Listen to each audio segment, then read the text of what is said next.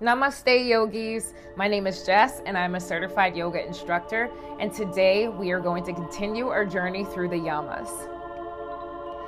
Today we are on our third Yama, Asteya, which means non-stealing. At first glance, it seems pretty cut and dry. Don't take what doesn't belong to you, right?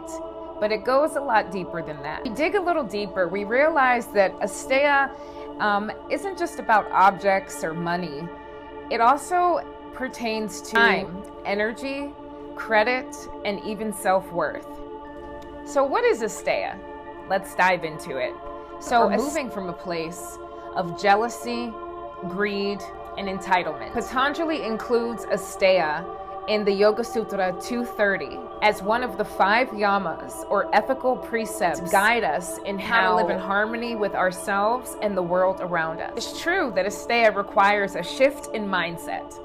Some words of affirmation for you. I am enough. I have enough. There is enough for me and all of those around me. Repeating these words of affirmation throughout the day, from the time you wake up till you go to bed, just check back in and silently and internally repeat these affirmations to help build the awareness necessary to shift our mindset to that of abundance. And we signal to the universe that we believe that there isn't enough for me or for us, or that we don't have the ability to create or on our own. Of daily expressions of stealing as it relates to Asteya. Number 1, how do we steal someone's time? Well, we can steal someone's time by being habitually late. I know that I'm a person who has struggled with time management in the past, distracting others from their work or something that is important to them. Taking more than your share of a conversation. How do we do that? Have you ever had a conversation with a friend on the phone? Almost seems as if they're just dumping on us and we can't get a word in edgewise. And before we know it, the conversation is over and they're like, oh, well, gotta go. It was a one-sided conversation and you what was being shared and didn't get a chance to engage or participate in the conversation. So that other person essentially just used your presence and your energy and your ear for a beating and left you hanging. Practice tips. Be more mindful of how much space you take up energetically. Ask yourself, pause and ask yourself, am I honoring others' time and boundaries? 2, stealing attention or credit. So how does one steal attention and credit? And why does this violate Asteya? Can steal someone's shine or attention by constantly trying to one-up them or interrupting them. If you're in a group setting and having a conversation and one person is trying to share, and instead of allowing them to share, you interrupt and hijack the conversation, essentially making it about you, shifting the focus off of the original speaker to yourself. And it doesn't necessarily have to happen in a group setting. It can happen with just you and another person. And I think we've all experienced that one person who, when having a conversation with them, they make every conversation about themselves. You can be talking about something that's got you upset or grief that you're experiencing or your struggles with business, and somehow, some way, they manage to hijack the conversation, disregarding everything you're experiencing and talking about and making it about them. Taking credit for others' work. And we see a lot of this today, especially as it relates to social media. People will share and not share the author or the original creator, or people will steal from other creators and claim it as their own. Fishing for validation on social media. And here's some practice tips for you. So, share freely. Give credit where credit is due.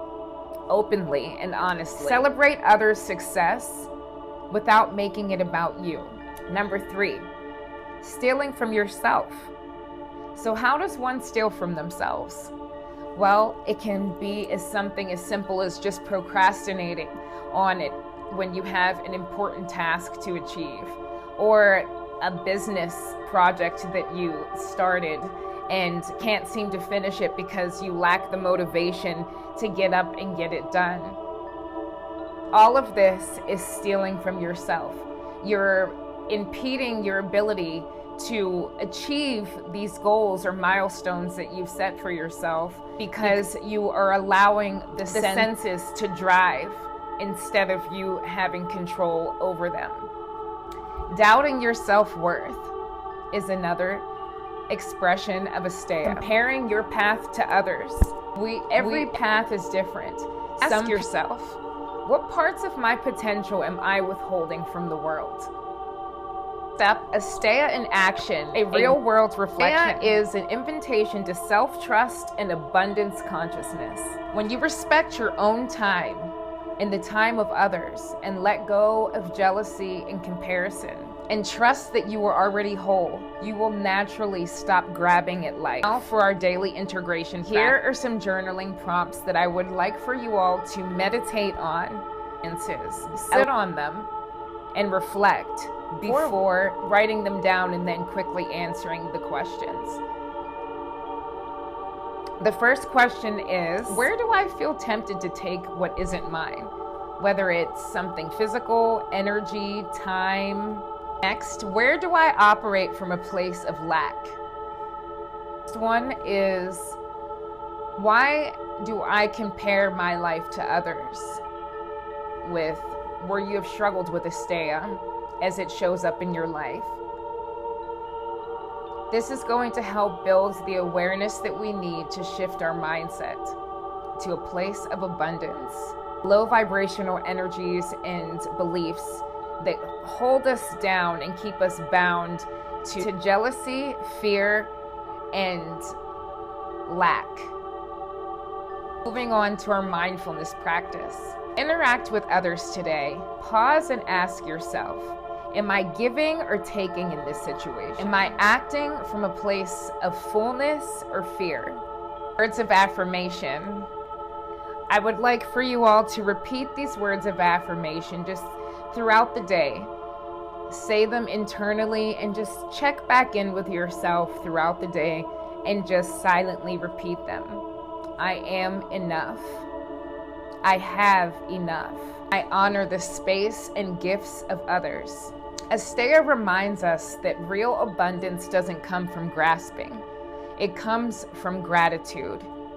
Appreciating all that we have, no matter how big or small it is. Appreciate the mundane. Appreciate the little things, like having a roof over our head, a warm bed to sleep in, a family that loves us, our ability to think, our ability to feel. The sun, as it is the giver and sustainer of life. The moon, for bringing light and beauty to our night skies. Gratitude. Gratitude is the key to happiness.